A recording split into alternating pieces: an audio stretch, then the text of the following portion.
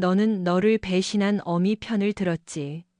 네가 일조한 그 난장판 속에서 어디 한번 썩어 문드러져 봐라.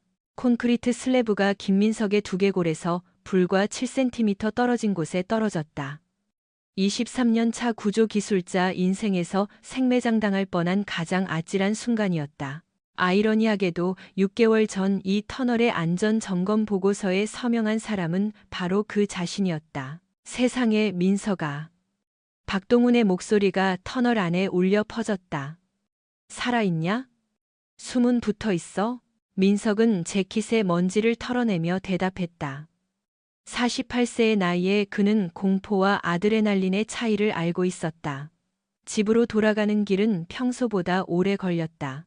10월의 가을비가 퇴근길 헤드라이트와 브레이크 등을 번지게 만들었다. 부엌 창문을 통해 아내 수진이 저녁을 준비하는 모습이 보였다. 결혼 19년 차. 그녀가 그곳에 있다는 사실만으로도 그는 여전히 안도감을 느꼈다. 영웅이 귀환하셨네. 민석이 들어서자 수진이 말했다. 그녀는 갈비찜을 휘저으며 갈색 머리를 뒤로 묶고 있었다. 45세의 나이에도 그녀는 종합병원에서 12시간 교대 근무를 거뜬히 소화할 만큼 자기 관리가 철저했다. 민지한테 전화 왔어. 승진했대. 대형 광고기획사 수석 팀장이 됐다고 주말에 저녁 사겠단다. 서울 마포에서 마케팅 일을 하며 고전하던 큰딸이었다. 승진했다니. 이제 민석이 남몰래 지원해주던 오피스텔 대출금 걱정은 덜게 되었다. 잘된 일이다. 그럼 작은 딸 지은이는? 그는 그 아이의 성격을 알았다. 돈이 필요할 때만 전화하는 아이. 그 외에는 철저한 침묵. 20살 대학생이니 그럴 만도 했다. 그게 평범한 거니까. 이 집안의 불문율 같은 가훈은 이것이었다. 평범한 대출금 상환. 평범한 등록금. 평범한 결혼 생활. 민석은 신뢰라는 기반 위에 자신의 삶을 쌓아 올렸다. 오늘 콘크리트 판에 깔려 죽을 뻔했어. 그가 식탁에 앉으며 말했다. 수진이 숟가락을 입으로 가져가려다 멈췄다. 뭐라고? 터널 안전 점검 중에 일부가 무너져 내렸어. 간발의 차이로 비껴갔지. 인생이 얼마나 덧없는지 생각하게 되더군. 다치지는 않았어? 그녀가 그의 손에 손을 얹었다. 아주 미세하게 떨리고 있었다. 하지만 그 일로 생각이 많아졌어. 우리 휴가 좀 가는 게 어때? 예전에 말했던 하와이 말이야. 수진의 얼굴에 무언가가 스쳐 지나갔다. 불편함. 실망감. 민석이 확신하기도 전에 그 표정은 사라졌다. 우리 형편의 하와이는 무리야. 민지 오피스텔에 지은 이 등록금까지 있잖아. 안 돼. 어떻게든 융통할 수 있어. 인생은 짧잖아. 인생은 돈도 많이 들어. 우리 중 누군가는 현실적이어야지. 그 말에 수지는 기분이 상한 듯 했다. 그녀는 이교대 근무를 연달아 하고 행정 업무까지 맡고 있었다. 피곤하고 스트레스가 쌓였을 것이다. 저녁 식사 후 수지는 서류 작업을 하러 서재로 들어갔고 민석은 TV 채널을 돌렸다. 죽을 뻔한 경험 탓인지 좀처럼 안정이 되지 않았다. 그는 이메일을 확인하러 2층 침실로 올라갔다. 수진의 휴대폰이 협탁 위에서 충전 중이었다. 계속해서 진동이 울렸다. 민석은 질투심 많은 남자가 아니었다. 19년 동안 그녀의 휴대폰을 검사하거나 어디에 있는지 꼬치꼬치 캐물은 적이 없었다. 신뢰가 그들의 토대였으니까. 하지만 끊임없는 진동 소리에 그는 무심코 시선을 돌렸다. 화면이 켜졌다. 그녀가 평소 쓰는 휴대폰이 아니었다. 한 번도 본 적 없는 두 번째 기기였다. 내일 만나는 거 기대하고 있어요. 그랜드 호텔 412호. 곧 봐요. 민석은 화면이 꺼질 때까지 멍하니 바라보았다. 그러고는 어둠이 내려앉는 방 안에 앉아 자신의 거친 숨소리를 들었다. 23년의 엔지니어 생활은 그에게 문제를 체계적으로 분석하는 법을 가르쳐 주었다. 먼저 데이터를 수집하고 가설을 세우고 결론을 검증한다. 데이터는 명확했다. 수진에게는 두 번째 휴대폰이 있다. W라는 사람이 호텔에서 그녀를 만나기로 했다. 최근 그녀가 야근이 잦았던 이유가 설명되었다. 그는 삐걱거리는 세 번째 계단을 피해 살금살금 아래층으로 내려갔다. 그녀의 핸드백이 아일랜드 식탁 위에 놓여 있었다. 안에는 평소 쓰는 휴대폰, 지갑, 차 열쇠 등 평범한 것들 뿐이었다. 하지만 그의 손가락 끝에 무언가가 걸렸다. 안쪽 주머니에 끼워진 호텔 영수증이었다. 3일 전 시내 그랜드 호텔 412호 투숙. 민석은 영수증 사진을 찍고 조심스럽게 제자리에 돌려놓았다. 그의 공학적 두뇌가 각도, 압력, 약점을 계산하기 시작했다. 다음 날 아침, 수지는 일찍 집을 나섰다. 그녀는 그에게 작별 키스를 했다. 19년 동안 익숙했던 짧은 입맞춤. 하지만 이번에 민석은 그동안 놓쳤던 것들을 감지했다. 그를 똑바로 쳐다보지 않는 시선. 또 야근해야 한다고 말할 때 미세하게 떨리는 목소리. 또 이교대야. 최 과장님이 긴급 이사회를 잡으셨어. 예산 검토 때문에. 기다리지 말고 자. 그녀가 떠난 후 민석은 전화를 걸었다. 동훈 심부름 센터입니다. 동훈아, 나 민석이야. 부탁할 게 있어. 대학 동창이자 지금은 사설 탐정으로 일하는 박동훈이었다. 그들은 몇 달에 한 번씩 술을 마시는 사이였다. 무슨 일이야, 민석아? 가정해보자고. 누군가 어떤 활동을 확인하고 싶다면 가장 좋은 접근 방식이 뭘까? 가정이라니. 자네 목소리는 지금 몰랐으면 좋았을 걸 알아버린 남자 같은데. 퇴근하고 을지로 포차에서 봐. 그날 하루는 콘크리트와 수치 계산들로 정신없이 지나갔다. 저녁이 되자 그는 가설을 확립했다. 수지는 바람을 피우고 있다. 퇴근 후 찾은 포차는 직장인들로 붐볐다. 동우는 구석자리에 앉아 맥주를 홀짝이며 스포츠 신문을 보고 있었다. 몰골이 말이 아니군. 동훈이 말했다.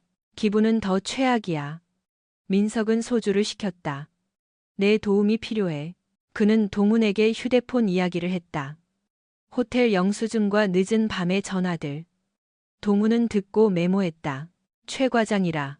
최진우 정형외과 과장 말하는 거지? 한강대학병원 정형외과장. 6개월 전에 이혼했어. 이혼 과정이 꽤 지저분했지. 그 사람 알아? 전처가 이혼 소송 때 날 고용했었거든. 그 친구 공사 구분이 없는 걸로 유명해. 이혼 후 병원 측에서도 주시하고 있고. 확실히 알아야겠어, 동훈아. 증거가 필요해. 증거라서 뭐 하게? 이혼? 그럴 수도 있고. 아니면 그냥 이 일이 얼마나 심각한지 알아야겠어. 동훈이 그를 빤히 쳐다보았다. 민서가 지금 넌 제정신이 아니야. 상처받고 화가 나 있어. 멍청한 짓 하지 마. 멍청한 짓이 뭔데? 감옥에 가거나 죽을 짓 말이야. 복수는 대부분의 사람이 감당할 수 없는 사치야. 조심할게. 유명한 유언가꾼. 그날 밤 민석은 자리에 누워 수진의 숨소리를 들었다. 그녀는 이사회가 길어졌다며 자정이 넘어 들어왔다. 어둠 속에서 그녀의 피부에 밴 호텔 비누 냄새가 났다. 그는 그녀의 숨소리가 고르게 변할 때까지 기다렸다가 침대를 빠져나왔다. 두 번째 휴대폰이 충전 중이었다. 민석은 문자 메시지를 훑어보았다. 대화 내용은 명확한 그림을 그려주었다. 최진우는 이혼 후 몇 달 동안 수진에게 공을 들여왔다. 메시지는 직업적인 예의에서 노골적인 약속으로 변해갔다. 호텔방, 레스토랑, 민석의 속을 뒤집어 놓는 사적인 세부 사항들. 하지만 가장 가슴 아픈 것은 그녀의 말투였다. 수진의 어조는 완전히 달랐다. 장난기 많고 매혹적이며 그와 함께 있을 때는 몇 년간 보여주지 않았던 생기가 넘쳤다. 그녀는 최진우를 훌륭하고 흥미진진한 사람이라 불렀다. 지루한 가정생활과 뻔한 남편에 대해 불평했다. 민석은 모든 것을 기록한 몇 달치 메시지를 스크롤했다. 가장 최근 메시지를 보자 그의 얼굴이 창백해졌다. 진우 씨 남편이 의심하는 것 같아요. 수진아, 아니에요. 그 사람은 아무것도 몰라요. 내가 짐 싸서 나가도 모를 위인이죠. 수진, 이제 슬슬 실행할 때가 됐어. 진우 씨, 아직 안 돼요. 재정적으로 확실해지기 전까진. 남편이 돈을 전부 공동 계좌에 넣어뒀거든요. 수진, 그건 내가 도와줄 수 있어. 아는 사람들이 있거든. 내일 얘기해요. 412호에서. 민석은 전화기를 내려놓고 욕실로 가서 찬물로 세수했다. 거울 속 남자는 눈이 천하고 얼굴은 창백했으며 하루 만에 몇 년은 늙어 보였다. 그의 휴대폰이 진동했다. 찾았어. 내일 점심때 보자. 다음 날, 동훈이 점심시간에 서류 봉투를 테이블 위로 밀어주었다. 좋은 소식과 나쁜 소식이 있어. 좋은 소식은 내 아내의 남자친구가 곤경에 처했다는 거고, 나쁜 소식은 그놈이 내 아내까지 끌고 들어갔다는 거야. 아내는 재무기록, 병원 서류, CCTV 사진이 들어있었다. 사진에는 수진과 최진우가 지난 3개월 동안 여러 차례 그랜드 호텔에 들어가는 모습이 찍혀 있었다. 병원이 국민건강보험공단 부당 청구, 수술 기록 조작, 하지도 않은 시술 청구 혐의로 최진우를 조사 중이야. 증거를 모으고 있더군. 그게 수진이랑 무슨 상관인데? 그녀가 도왔어. 병원 기록을 보면 그녀가 권한 없는 환자 기록에 접속한 걸로 나와. 승인 날짜를 조작하고 공모 혐의가 입증되면 형사 처벌을 받겠군. 민석은 사진을 뚫어지게 쳐다보았다. 한 사진 속 수진은 몇 년 동안 그에게 보여주지 않았던 표정으로 활짝 웃고 있었다. 다른 사진에서는 레스토랑 테이블 너머로 손을 잡고 있었다. 언제부터 알았어? 동훈이 물었다. 그녀의 두 번째 폰을 발견한 지 이틀 됐어. 어쩔 작정이야? 나 자신을 지켜야지. 민석아, 아니 동훈아. 저 여자는 날 버릴 계획을 세우고 병원 돈을 횡령하고 몇 달 아니 몇 년을 거짓말했어. 그런데 나보고 아무 일 없던 척하라고? 저 여자 인생을 망칠 짓은 하지 마. 내 인생은 이미 망가졌어. 난 그저 잿더미 위에서 무엇을 다시 지을지 결정하고 있을 뿐이야. 그날 오후, 민석은 자신의 변호사를 찾아갔다. 정 변호사는 수년 동안 그들의 법률 문제를 처리해 주었다. 이혼 소송을 논의하고 싶습니다. 민석이 말했다. 정 변호사가 메모장을 집어들었다. 유감입니다. 사유가 뭡니까? 외도? 성격 차이. 민석은 증거를 제시했다. 정 변호사는 듣고 메모했다. 이건 심각하군요. 만약 부인이 국민건강보험법 위반 및 횡령에 연루되어 있다면 형사 고발 대상이 될 수 있습니다. 그렇게 되면 모든 게 달라지죠. 왜죠? 형사 처벌은 위자료, 재산, 분할, 모든 것에 영향을 미칩니다. 하지만 진행 방식에 주의해야 합니다. 사적인 보복으로 비칠 만한 행동은 역효과를 낼 수 있어요. 난 진정한 정의를 원합니다. 서류 접수는 하겠지만 저한테 약속 하나 해주세요. 아내와 직접 대면하지 마십시오. 법 시스템이 알아서 하게 두세요. 물론입니다. 하지만 민석의 머릿속은 이미 다른 가능성들을 계산하고 있었다. 그날 저녁 수지는 평소처럼 정시에 귀가했다. 야근 이야기는 없었다. 그녀는 편안해 보였고 거의 즐거워 보이기까지 했다. 시공사 미팅은 어땠어? 생산적이었어. 강변 터널 프로젝트를 계속 진행하기로 했어. 무너진 곳 말고 다른 구간 말이야. 전체 시스템을 보강해야 해. 수지는 건성으로 고개를 끄덕이며 휴대폰을 힐끗거렸다. 오지 않을 문자를 기다리는 눈치였다. 아마 최진우가 흔적을 지우느라 바쁜 모양이었다. 수진아, 직장일은 괜찮아? 좀 산만해 보이네. 그녀가 고개를 들었다. 무슨 뜻이야? 야근이 너무 잦아서. 이사회니, 행정 업무니. 스트레스가 많을 텐데. 괜찮아. 그냥 바빠서 그래. 왜 그런 걸 물어? 아무것도 아니야. 그냥 걱정돼서. 걱정 마. 내 앞가림은 내가 해. 그녀의 목소리가 평소보다 날카롭게 들렸다. 아니면 민석의 귀가 더 예민해진 것일 수도 있었다. 저녁 식사 후 수지는 서재로 들어갔다. 민석은 1시간쯤 기다렸다가 침실로 올라갔다. 두 번째 휴대폰이 울렸다. 최진우가 당황하고 있었다. 병원 감사팀이 내일 아침에 보자고 호출했어. 오늘 밤 만나야 해. 상황을 정리해야 해. 그가 보낸 메시지는 공포와 절망으로 가득 차 있었다. 수진의 답장은 더 차분했지만 역시 다급했다. 늘 보던 곳에서 만나요. 입을 맞춰야 해요. 우리 스스로 보호해야죠. 민석은 모든 것을 기록했다. 그리고 자신의 인생을 영원히 바꿀 결정을 내렸다. 그는 동훈에게 전화했다.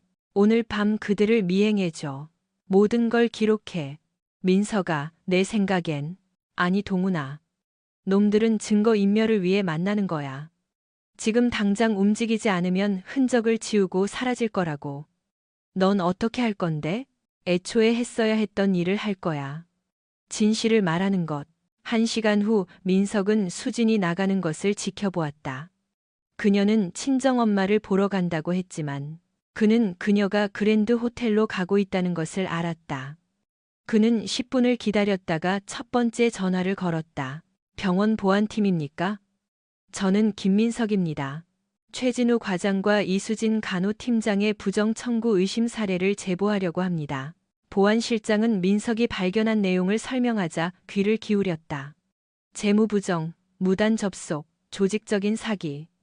그는 모든 문서를 가지고 있었다. 내일 아침에 와주실 수 있겠습니까? 모든 자료를 지참하시고요. 그 전에 알아두셔야 할 게 있습니다. 그들은 지금 증거인멸과 입맞춤을 위해 그랜드 호텔 412호에서 만나고 있습니다. 지금 당장 가보셔야 할 겁니다. 두 번째 전화는 검찰청 금융범죄 전담반이었다. 세 번째 전화는 민지에게 걸었다. 아빠, 무슨 일이에요? 자정이 다 됐는데 집으로 와야겠다. 상의할 중요한 일이 있어. 엄마한테 무슨 일 생겼어요? 엄마는 괜찮아. 하지만 우리 가족이 시련을 겪게 될 거야. 남한테 듣기 전에 너랑 내 동생이 먼저 알아야 해. 아빠, 무섭게 왜 그래요?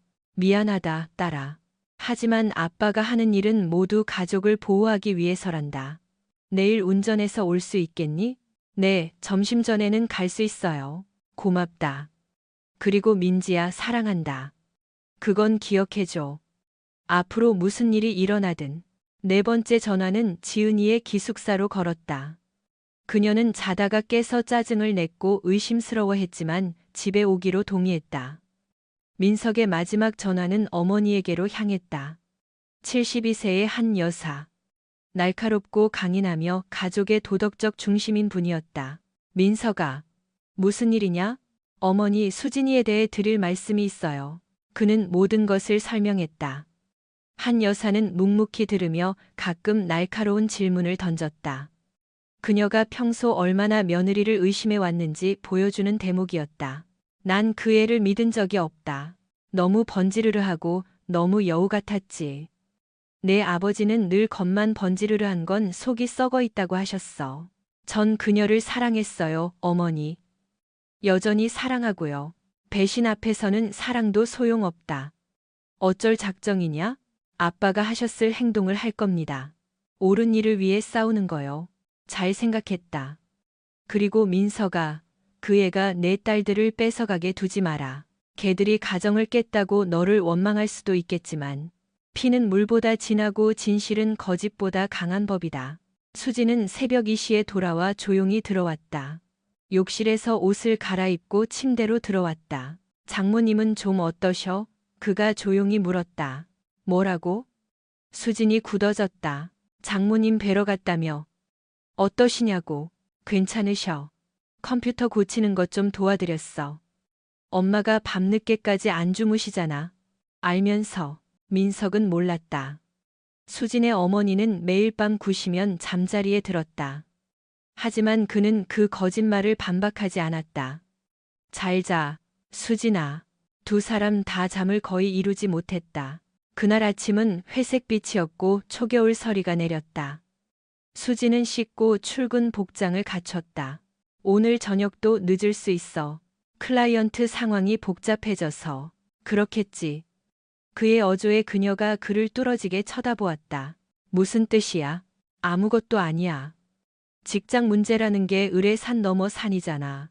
그녀는 그를 빤히 쳐다보더니 핸드백을 집어들었다. 나중에 전화할게. 그녀가 떠난 후 민석은 병원으로 차를 몰았다. 보안실장이 병원 법무팀과 검찰 수사관과 함께 기다리고 있었다. 김 선생님, 부정 청구와 관련된 정보를 가지고 계시다고요. 3시간 동안 민석은 모든 것을 털어놓았다. 무단 접속, 코드 조작, 조직적인 사기, 통화 기록 사본, 재무 문서, CCTV 사진 등을 제공했다. 결정적인 증거군요. 그들이 자료를 파기하기 전에 신속하게 움직여야겠습니다. 다음 절차는 압수수색입니다. 컴퓨터, 전화기, 금융기록. 제 아내는 어떻게 됩니까? 관여 정도에 따라 다릅니다. 단순히 시키는 대로만 했다면 징계에 그치겠지만 적극적으로 가담했다면 형사처벌을 피하기 어렵습니다. 횡령 및 의료법 위반 혐의가 추가될 테니까요. 더 있습니다. 그들은 활동을 조율하기 위해 정기적으로 만나고 있습니다. 오늘 밤 8시쯤 시내 그랜드 호텔 412호 수사관이 메모했다. 감시팀을 배치하겠습니다. 민석은 딸들을 기다리기 위해 집으로 돌아왔다. 민지가 먼저 도착했다. 자신감은 불안감으로 바뀌어 있었다. 아빠, 도대체 무슨 일이에요? 앉아라, 민지야. 할 말이 있다. 1시간 뒤 지은이가 도착했다. 학교 후드티 차림에 여기 말고 딴 곳에 있고 싶다는 표정이 역력했다.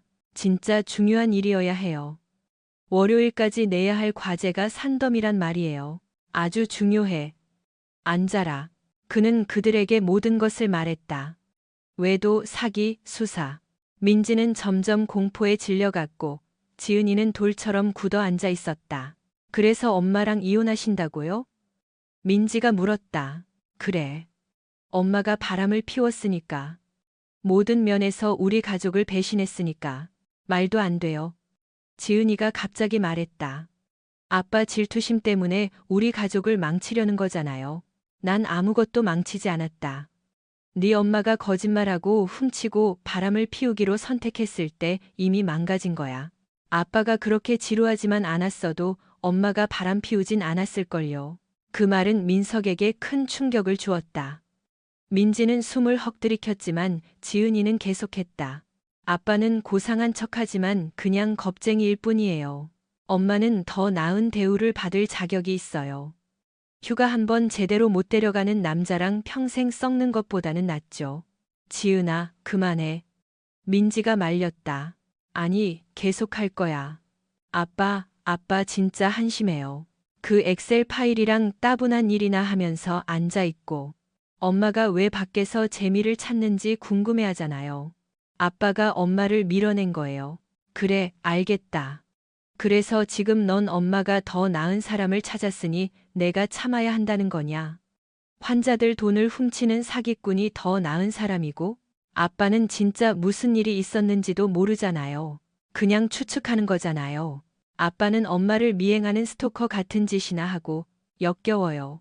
민지가 끼어들려 했지만 지은이의 막무가내였다. 18살의 정의감은 잔인함으로 변질되어 있었다. 아빠 그거 알아요? 전 엄마가 자신을 알아주는 사람을 만나서 기뻐요. 엄마는 아빠랑 살면서 수년 동안 불행했어요. 우리 모두 알고 있었다고요. 우리 엄마, 나, 언니 심지어 할머니까지도요. 우리 모두 아빠가 엄마 발목을 잡고 있다고, 엄마는 더 나은 대우를 받아야 한다고 얘기했어요. 세상이 발밑에서 무너지는 것 같았다. 할머니가 그렇게 말씀하셨다고? 할머니는 결혼 생활은 즐거움을 찾는 거지. 안주하는 게 아니라고 하셨어요. 엄마한테 다른 선택지가 있는지 찾아보라고 하셨다고요. 그리고 난 엄마한테 그냥 하라고 했어요. 아빠같이 엄마를 행복하게 해주지 못하는 사람한테 낭비하기엔 인생이 너무 짧다고요. 민지가 거들었다. 너도 그랬니, 민지야? 민지의 목소리는 기어들어갔다. 전 엄마가 다른 남자랑 결혼했다는 건 몰랐어요. 그냥 행복해 보이지 않아서. 하지만 아빠가 엄마를 떠나라고 부추겼잖아요. 행복을 찾으라고. 난 엄마가 범죄를 저지르고 있는 줄은 몰랐다. 민석은 천천히 일어났다. 몸이 천근만근 무겁고 늙어버린 기분이었다. 둘 다 나가라. 아빠. 민지가 입을 열었다. 아니, 너희는 입장을 분명히 했어. 너희는 내가 지루하고 한심하다고 생각하지. 엄마가 더 나은 대우를 받을 자격이 있다고? 너희가 엄마한테 딴살림 차리라고 부추겼다며. 그러니 이제 너희가 그 대가를 치러라. 무슨 말씀이세요? 지은이가 멈칫하며 물었다. 내 말은 이제 너희 앞가림은 너희가 하라는 뜻이다. 민지, 너 오피스텔 대출금 지원은 끝이다. 지은이, 너 등록금 지원도 끝이고 엄마의 선택을 지지한다며? 그럼 너희도 스스로 책임져. 그럴 순 없어요. 지은이가 소리쳤다. 전 못해요. 넌 할 수 있다고 했잖아. 은행에 전화 이미 해뒀다. 민지 대출금 이자 지원은 즉시 중단될 거야. 지은이, 너 다음 학기 등록금은 1월까지다. 알아서 마련해. 불공평해요. 민지가 울음을 터뜨렸다. 우린 엄마 딸이잖아요. 그래, 너희는 엄마 딸이지. 아주 확실하게 보여줬어. 이제 아빠랑 살지. 엄마랑 살지 선택할 수 있겠구나. 아빠, 제발요. 죄송해요. 그런 뜻이 아니었어요. 우리가 모욕하고 배신했다고 해서 이렇게 보복하시면 안 되죠. 너희는 이 일 때문에 가족을 파탄 내려는 거니? 지은이의 얼굴이 하얗게 질렸다. 난 가족을 파탄 내지 않아. 내 엄마가 그랬지. 난 그저 누가 그 결과를 감당할지 결정하는 중이다. 그는 현관문으로 가서 문을 열었다. 내 집에서 나가라. 너희 엄마나 할머니, 아니면 그 사랑하는 최진우 의사한테 가서 살아. 하지만 여기선 안 된다. 민지는 흐느껴 울었다. 아빠, 제발요. 죄송해요. 몰랐어요. 결과가 이럴 줄은 몰랐다고요. 잘 알았겠지. 그냥 너희한테 불똥이 튈 줄 몰랐을 뿐이지. 하지만 대출금은 도움이 필요하잖아. 내 능력으론 안 되니까. 그럼 집을 잃거나 엄마한테 도와달라고 해라. 어차피 엄마는 널 버릴 계획이었잖아. 새 삶을 위해 돈 좀 챙겨뒀겠지. 지은이는 10대 특유의 반항심으로 버티고 섰다. 좋아요. 어차피 아빠 필요 없어요. 엄마는 아빠 없으면 훨씬 행복할 거예요. 엄마가 감옥에 가도 행복할지 보자꾸나. 엄마는 감옥 안 가요. 그냥 우리 겁주려고 하는 거잖아요. 의료법 위반 및 특정경제범죄 가중처벌법상 사기죄는 징역 5년 이상이야. 횡령까지 더해지면 더 늘어나지. 내 엄마는 최소 15년형을 살 수도 있어. 지은이의 얼굴에서 핏기가 싹 가셨다. 거짓말. 아빠는 엔지니어다, 얘야. 사실을 가지고 거짓말하지 않아. 민지가 흐느꼈다. 아빠, 제발요. 우리 그냥 해결하면 안 돼요? 가족이잖아요. 우린 가족이었지. 그러다 너희 모두 내가 충분하지 않다고 결정했잖아. 이제 그 결정에 책임을 지고 살아라. 그는 문을 열어둔 채 기다렸다. 한참 뒤, 민지가 가방과 차 열쇠를 챙겨 울면서 나갔다. 지은이가 증오 가득한 표정으로 뒤따랐다. 이 일 절대 용서 안 할 거예요. 지은이가 스쳐 지나가며 말했다. 나도 마찬가지다. 그는 문을 닫고 부엌 창가로 갔다. 민지의 차 옆에서 두 딸이 어디로 갈지 의논하며 다투는 모습이 보였다. 결국 그들은 함께 차를 타고 떠났고 민석은 가족을 위해 샀던 텅 빈 집에 홀로 남겨졌다. 그는 술 한 잔을 따라 식탁에 앉았다. 24시간 만에 아내, 딸들, 어머니를 잃었다. 하지만 몇 년 만에 처음으로 그는 자신이 무엇을 해야 할지 명확히 알 것 같았다. 휴대폰이 진동했다. 검찰이 호텔에서 최진우를 체포했어. 수진이도 구금됐어. 전화해. 동훈. 민석은 메시지를 삭제하고 술을 한 잔 더 따랐다. 그러고는 변호사에게 전화를 걸었다. 정 변호사님, 접니다. 이혼 절차 서둘러 주시고 제 유언장에서 딸들 이름 빼주십시오. 김 선생님, 지금 충격 때문에 그러시는 거 아닙니까? 아니요. 그들은 선택을 했고 이제 제 차례일 뿐입니다. 다음 날 아침 뉴스가 터졌다. 한강대학병원 최진우 과장과 이수진 간호팀장, 수십억 원대 요양급여 부당 청구 및 횡령 혐의로 구속. 지역 뉴스에는 그들의 연행 모습이 실렸다. 최진우는 초췌했고 수진은 충격에 빠져 믿을 수 없다는 표정이었다. 민석의 전화기는 불이 났다. 기자, 이웃, 동료, 가족, 친구들. 그는 모두 무시했다. 대신 어머니 집으로 차를 몰았다. 한 여사는 뉴스를 보고 기다리고 있었다. 노크도 하기 전에 문을 열었다. 엄격하고 죄책감 어린 표정이었다. 들었다. 그녀가 짧게 말했다. 그렇겠죠. 제 아내한테 한 충고가 결국 그녀를 연방 범죄자로 만들었다는 것도 아시겠군요. 한 여사가 부엌으로 들어갔다. 난 걔 보고 범죄를 저지르라고 한 적 없다. 하지만 딴 남자를 찾으라고 하셨죠. 결혼 서약을 깨라고 부추기셨고요.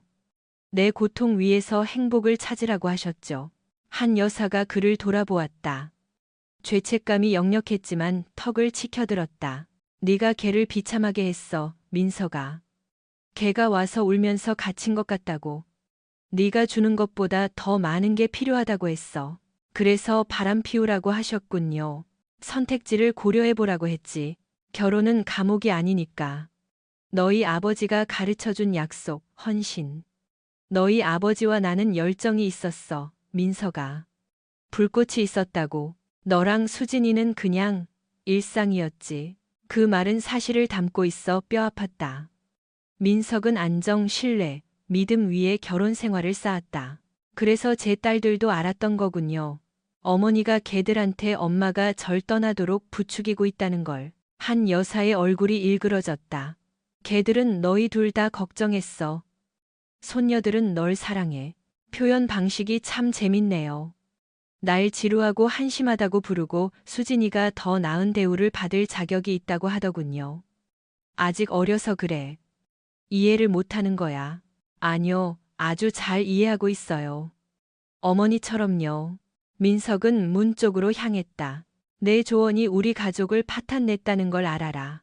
수진이는 징역 15년을 받을 수도 있어. 민지는 집을 잃을 거고 지은이는 대학을 그만둬야 할 거다. 그리고 난 이혼 소송 중이고요. 민서가 기다려라. 아니요, 어머니. 더는 안 기다립니다. 더는 안정적이고 믿음직하고 지루한 놈 안 할 겁니다. 더는 무시당하지 않을 겁니다. 어쩔 작정이냐? 어머니 없이 제 인생 다시 지어볼 겁니다. 그는 어머니 집을 나와 법원으로 향했다. 이혼 서류는 수진이 공동 계좌에 접근하거나 집에 돌아오는 것을 막는 접근 금지 명령과 함께 준비되어 있었다. 판사가 심리를 잡으려 할 겁니다. 정 변호사가 설명했다. 하지만 형사 고발건이 있어서 꽤 간단할 겁니다. 집, 연금, 모든 재산은 선생님이 갖게 될 겁니다. 위자료는요. 형사 유죄 판결이 나면 위자료 청구권은 사라집니다. 그녀는 파산을 면하는 것만으로도 운이 좋은 거죠. 그 후 몇 주 동안 민석은 일상으로 돌아갔다. 일, 집, 혼자 먹는 저녁. 드라마도 거짓말도 없는 평화로운 밤. 그는 고요함과 규칙성, 감정적 조종이 없는 삶을 진정으로 좋아한다는 것을 깨달았다. 동훈이 정기적으로 소식을 전해왔다. 최진우의 상황은 절망적이었다. 마약류 관리법 위반까지 더해져 최소 20년형이 예상됐다. 수진의 상황은 조금 나았지만 협조를 대가로 감형을 받아도 5년에서 7년형은 피할 수 없었다. 더 중요한 것은 이혼 절차가 순조롭게 진행되었다는 점이다. 수진이 형사 재판 때문에 이의를 제기할 수 없었기에 법원은 민석에게 모든 것을 주었다. 집, 예금, 연금, 심지어 수진의 차와 개인 자산까지. 구속 3개월 후인 12월, 예상치 못한 손님이 찾아왔다. 장 사장이 운동복 차림으로 현관에 서서 먹잇감을 노리는 듯한 미소를 짓고 있었다. 김 기술자 양반, 시간 좀 있어? 저한테 고마워할 일이 뭡니까? 최진우가 원금의 이자까지 싹 갚았거든. 무슨 소린지 모르겠군요. 물론 모르시겠지. 하지만 가정해봅시다. 누군가 빚을 회수하는 데 도움이 되는 정보를 제공했다면 그 사람은 중개 수수료를 받을 자격이 있지 않겠소? 장 사장은 봉투를 건넸다. 안에는 현금 500만 원이 들어있었다. 이 돈 못 받습니다. 받으쇼. 서비스에 대한 대가나 크리스마스 보너스라고 생각하고. 장 사장이 떠나며 뒤를 돌아보았다. 그거 아쇼? 기술자 양반. 당신 이쪽 일에 소질 있어. 터널 점검하다. 지겨우면 연락해. 민석은 문을 닫고 돈 뭉치를 쳐다보았다. 그것은 그가 절대 되고 싶지 않았던 모든 것을 상징했다. 앙심, 음모, 타인에게 복수하기 위해 폭력을 기꺼이 이용하는 것. 하지만 그것은 또한 법 시스템이 너무 느리게 작동할 때 실현된 정의를 상징하기도 했다. 크리스마스는 축하 없이 지나갔다. 민석은 하루 종일 혼자 책을 읽고 옛날 영화를 보았다. 민지와 지은이 카드를 보냈다. 서툴고 절박한 화해의 제스처였지만 그는 답장하지 않았다. 1월, 플리바게닝 유죄 협상이 마무리되었다. 최진우는 모든 혐의를 인정하는 대가로 징역 25년을 선고받았다. 15년 후 가석방 신청이 가능했다. 수지는 사기 및 공모 혐의를 인정하고 징역 7년을 선고받았다. 모범수로 지내면 5년 정도 살 것이다. 이혼은 같은 주에 마무리되었다. 민석은 자유인으로서 법원을 걸어 나왔다. 법적으로나 재정적으로 독립했고 누구에게도 얽매이지 않으며 자신 외에는 누구에게도 책임질 필요가 없었다. 봄이 오자 새로운 건설 프로젝트들이 시작되었고 해가 길어졌다. 민석은 새로운 일상에 정착했다.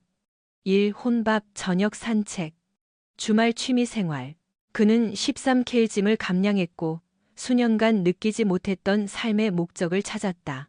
어느 저녁 동훈이 소식을 들고 찾아왔다. 최진우가 죽었어. 오늘 아침 구치소 독방에서 발견됐대. 자살인 것 같아. 침대 시트로 목을 맸다더군. 민석은 가벼운 호기심 외에는 아무것도 느끼지 못했다. 유서는 공식적인 건 없어. 하지만 감옥에서 25년을 버틸 수 없었겠지.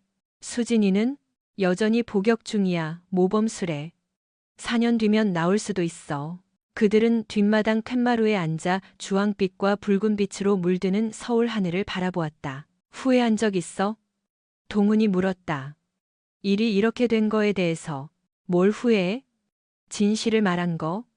이용당하길 거부한 거? 나 자신을 위해 일어선 거?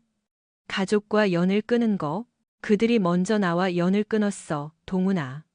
난 그걸 공식화했을 뿐이야. 만약 내일 민지나 지은이가 진심으로 뉘우치고 관계를 회복하고 싶어 한다면? 그럼 걔들은 깨닫게 되겠지. 어떤 다리는 한 번 불타면 다시는 놓을 수 없다는 걸. 동훈이 고개를 끄덕였다. 변했어, 민서가. 더 단단해졌군. 더 솔직해진 거지. 난 48년을 남들이 원하는 대로 살았어. 안정적이고 믿음직하고 이타적인 놈으로. 그게 날 파멸시킬 뻔했지. 이제 난 내가 선택한 사람이 됐어. 그리고 난 누구의 감정 쓰레기통도 되지 않기로 선택했지. 여름이 가을로 넘어갈 무렵 민석은 어머니의 부고를 들었다. 심장마비로 고통 없이 가셨다고 했다. 장례식은 조촐했다. 교회 친구들, 먼 친척들, 민지와 지우는 길 잃은 아이들처럼 외로워 보였다. 민석은 묘지 반대편에서 대화는 피하되 조이는 표할 수 있는 거리에서 지켜보았다. 의식이 끝날 무렵 민지가 그를 향해 걸어오기 시작했지만 그는 이미 사라지고 없었다. 한 여사의 유언장은 모든 재산을 손녀들에게 남겼다. 많지는 않지만 약간의 도움이 될 것이다. 민석은 상속에서 배제된 것에 원망하지 않았다. 어머니는 자신의 선택을 한 것이다. 체포된 지 2년 후 민석은 정 변호사 사무실을 통해 전달된 수진의 편지를 받았다. 민석에게 아마 당신이 이 편지를 읽지 않을 거란 걸 알지만 그래도 써야겠어. 당신한테, 우리한테, 우리 가족한테 내가 무슨 짓을 했는지 생각할 시간이 2년이나 있었어. 변명의 여지가 없어. 난 이기적이고 잔인하고 멍청했어. 19년의 결혼 생활을 고작 몇 달의 일탈로 날려버렸지. 내가 모든 걸 망쳤다는 거 알아. 딸들이 당신을 잃은 걸 내 탓으로 돌리는 것도 알아. 내 인생뿐만 아니라 그 애들 인생까지 망쳤다는 것도.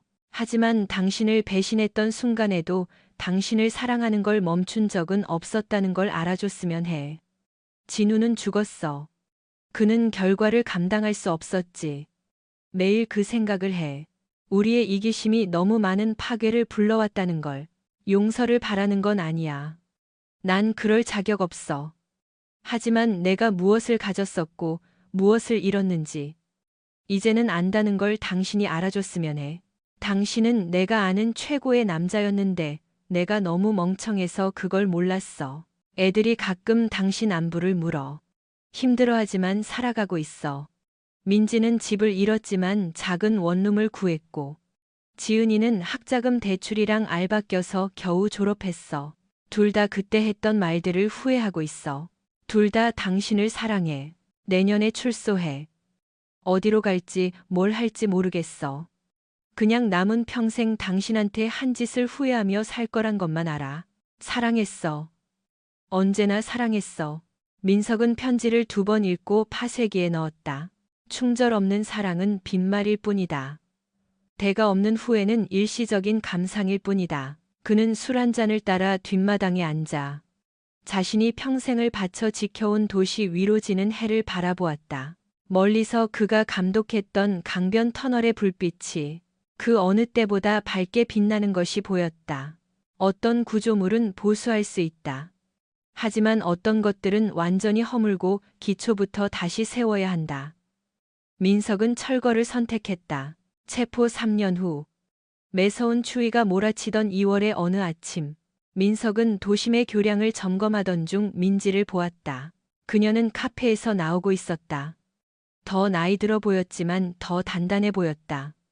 그녀는 길 건너편에 있는 그를 보고 멈춰 섰다. 잠시 동안 그들은 아침 출근길 차량 흐름을 사이에 두고 서로를 응시했다.